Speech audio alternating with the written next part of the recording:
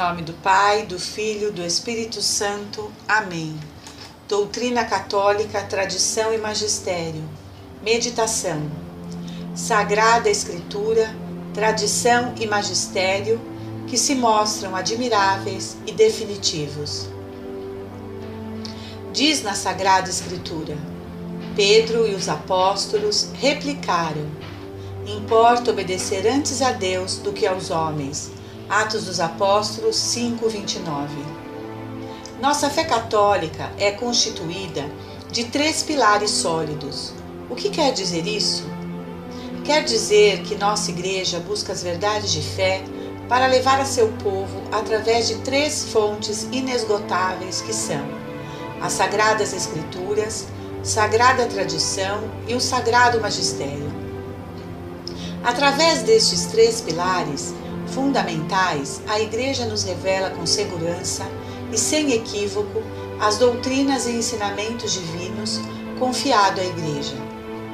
As Sagradas Escrituras. As Escrituras Sagradas, ou Bíblia, como conhecemos, constituem o pilar da revelação direta e histórica da vida de Cristo. A Bíblia é basicamente a única fonte histórica de nosso Senhor Jesus e através dela temos a confirmação para várias doutrinas, por exemplo, batismo, Eucaristia, virgindade de Maria, divindade de Jesus, intercessão dos santos e outras mais. Na Sagrada Tradição, temos um dos pilares mais fortes e inesgotáveis. Ela nos trouxe verdades de fé a complementar a Bíblia através dos costumes e escritos dos primeiros cristãos.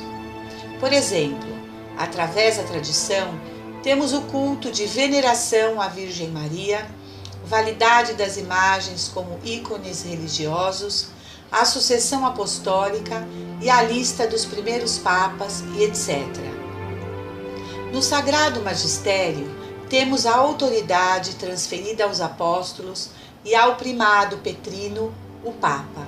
Através dele, temos nossos dogmas de fé, que no total são 43 dogmas, subdivididos em 8 categorias. Dogmas sobre Deus, sobre Jesus Cristo, a criação, sobre o ser humano, dogmas marianos, sobre o Papa e a Igreja, sobre os sacramentos e, por último, o dogma sobre as últimas coisas. Neste Sagrado Magistério, eles, como apóstolos de Cristo, nos instruem a verdade de fé e, assim como diz nosso catecismo no parágrafo 89, nos dão uma luz segura sobre a verdade que Deus nos confiou viver. Nenhum dos 3 pilares são usados em contrariedade com outros 2. Pelo contrário, antes de ser promulgada uma doutrina, há de se ter uma conformidade entre elas. Esta é a coerência santa e magnífica de nossos fundamentos católicos. Terríveis os dias de hoje. Não é possível deixar de fazer uma escolha, mas essa escolha não é entre obediência e desobediência, mas o que é proposto aos católicos fiéis para o que expressamente nos convidam. Eu diria que temos de escolher entre uma aparente obediência, pois não se pode, de forma alguma, pedir-nos que abandonemos nossa fé, que é algo absolutamente impossível, e a conservação da nossa fé. Pois bem, nós devemos escolher não abandonar a nossa fé, porque com ela e nela não podemos errar. A Igreja não pode estar errada no que tem ensinado durante 2000 anos, e por este motivo nos apegamos a esta santa tradição que tem se manifestado de forma admirável e definitiva por todos esses séculos. Nossa decisão deve ser muito lúcida, na qual demonstremos nosso verdadeiro amor à Igreja, nossa fidelidade à doutrina, à tradição, ao magistério, nossa retidão de consciência e a serenidade de quem sabe estar cumprindo um dever. São Paulo dizia a Timóteo: ó Timóteo, guarda o depósito. Não podemos, a título de uma doutrina dita mais pastoral, ignorar o que foi ensinado por nosso Senhor Jesus Cristo, e no passado de geração em geração, de forma perfeita e imutável pela Santa Igreja Católica. Diz o cardeal Carlos Caffarra, arcebispo emérito de Bolonha e atualmente uma das maiores autoridades em teologia moral da Igreja: uma igreja com pouca atenção à doutrina não é mais pastoral, é apenas mais ignorante. Não podemos nos separar dessa doutrina bimilenar, sem nos afastarmos de nossa santa religião, motivo pela qual devemos estar convencidos de que, mantendo essas tradições, manifestamos nosso amor, nossa docilidade e nossa obediência ao sucessor de Pedro. Temos por obrigação que dizer não a esta onda de neomodernismo e neoprotestantismo. Não se pode dizer que se escolhe uma parte, mas deixa a outra. Isso não pode ser, porque tudo está relacionado. Por esta razão, nós devemos escolher o que sempre foi ensinado e fecharmos nossos ouvidos às novidades destruidoras da Igreja. Muitos já não ensinam mais a fé católica. Não defendem mais a fé católica. Eles arrastam a Igreja para algo diferente da Igreja Católica. A verdade e o erro não estão em pé de igualdade. Isso seria colocar Deus e o diabo em pé de igualdade, visto que o diabo é o pai da mentira, o pai do erro. Eis porque devemos estar prontos e submissos para aceitar tudo o que for conforme a nossa fé católica, tal como foi ensinada durante 2000 anos, mas recusarmos tudo o que lhe é contrário. Que castigo mais terrível pode haver em uma hierarquia desorientada? Isto é precisamente o que Nossa Senhora anunciou na terceira parte do Segredo de Fátima. A Igreja e a sua hierarquia sofrerão uma desorientação diabólica e corresponde ao que o Apocalipse nos fala sobre o combate da mulher contra o dragão. Mas a Santíssima Virgem nos assegura que no final desta luta, seu imaculado coração triunfará. Ela vencerá a grande apostasia, fruto do liberalismo. Uma razão para não ficarmos de braços cruzados. Devemos lutar mais do que nunca pelo reinado social de nosso Senhor Jesus Cristo. Nesse combate não estamos sós. Temos conosco papas, santos e doutores. Todos eles lutaram contra o liberalismo para proteger a Igreja. Deus não permitiu que conseguissem, mas isso não é motivo para render as armas. É necessário resistir. É necessário construir enquanto outros destroem. É necessário reconstruir as cidadelas em ruínas, reconstruir os bastiões da fé. Primeiro, o santo sacrifício da missa de sempre, formador de santos.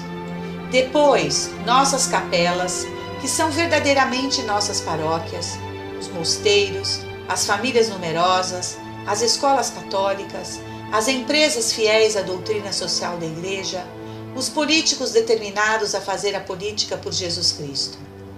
Devemos restaurar um conjunto de costumes, a vida social e os reflexos cristãos, com a amplitude de vida que Deus disponha. Em nossos dias tem sido bem sucedido semear desobediência a toda a tradição em nome da obediência. De fato, ao longo dos últimos 50 anos, toda a cara da Igreja, o que é visto, tem sido transformada em nome da obediência. Como nosso Senhor durante sua paixão, a Igreja hoje não é mais reconhecível, exceto nos lugares onde a tradição foi mantida. A nova religião surgiu dentro dos muros da Santa Mãe Igreja, que tem suplantado toda a antiga religião. A única coisa que sei, e a fé nos ensina, é que nosso Senhor deve reinar neste mundo, agora, e não apenas ao fim dele, tal como querem os liberais. Nosso Senhor fustiga os perniciosos erros que, com hipócrita manipulação da misericórdia, justificam a prática constante do pecado. Os inimigos infiltrados na igreja em nome dessa hipocrisia perseguem e ferem ferozmente os bons. Esta falsa pregação, acompanhada de uma perseguição sorrateira ao bem, em verdade, atrai a cólera divina.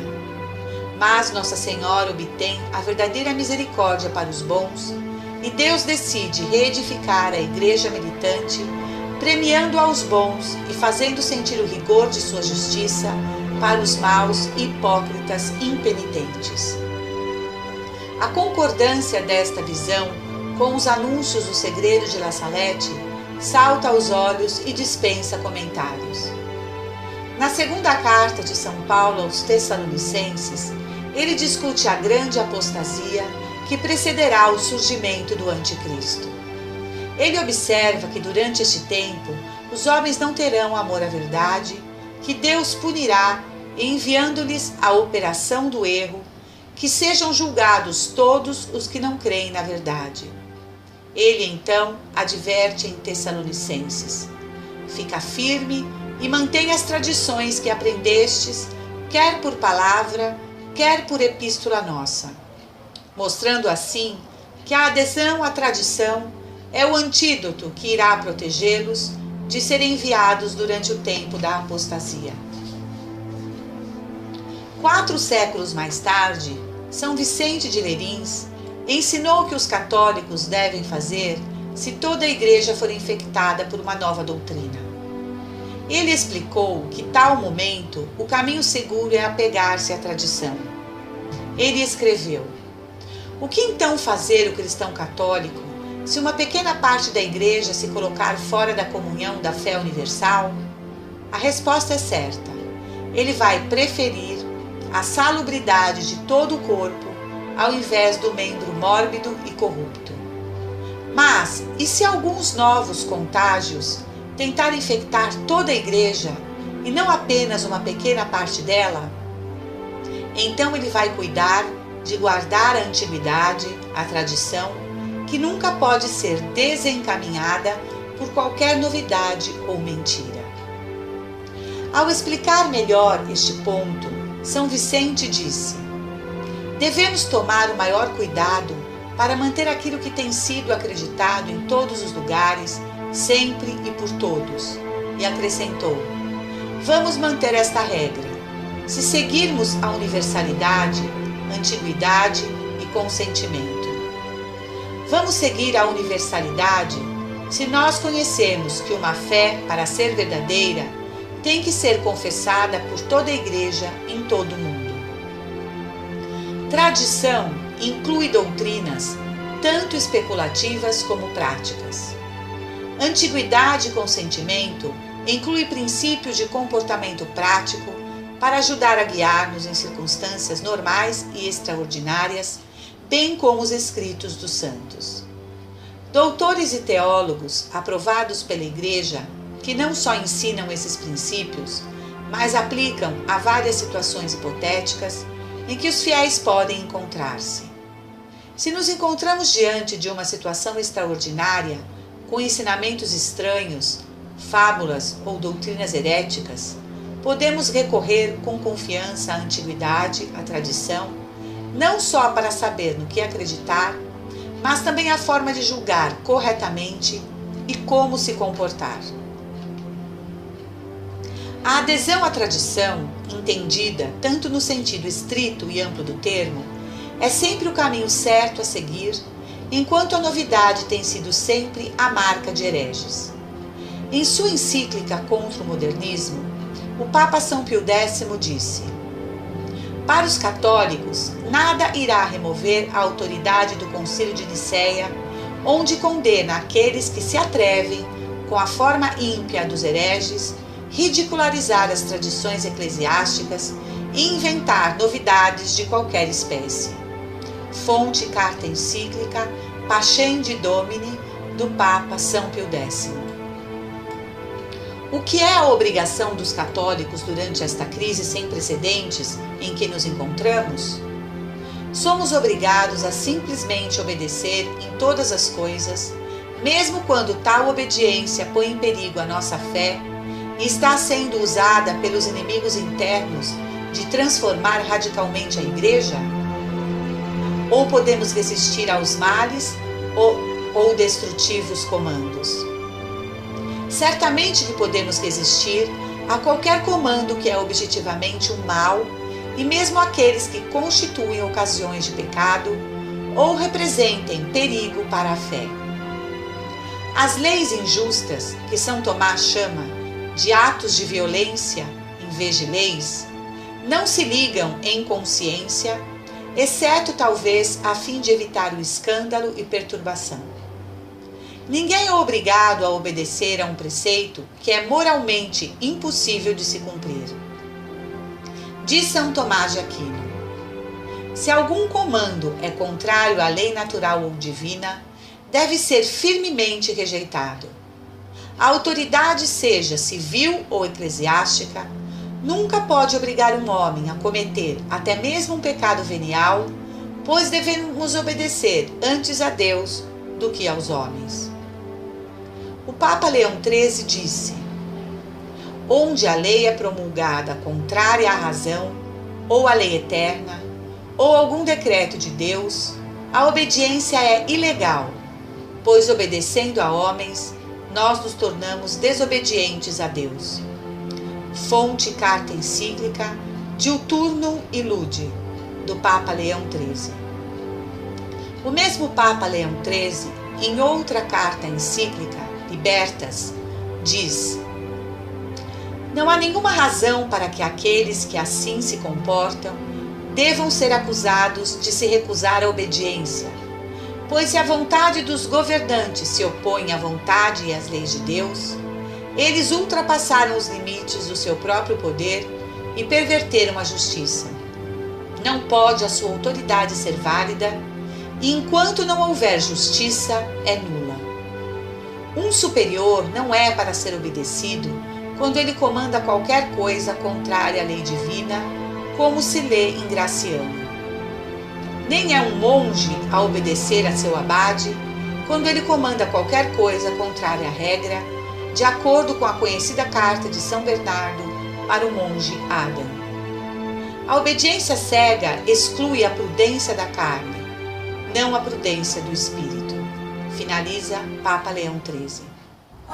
Salve Maria! Senhor, dai-nos a fortaleza dos mártires. Em nome do Pai, do Filho, do Espírito Santo.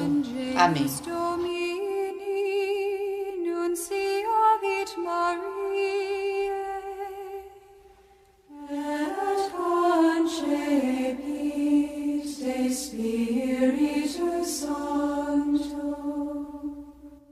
Ave Maria, gratia plena Dominus tecum, benedicta tu in mulieribus, et benedictus fructus ventris tui, Iesus.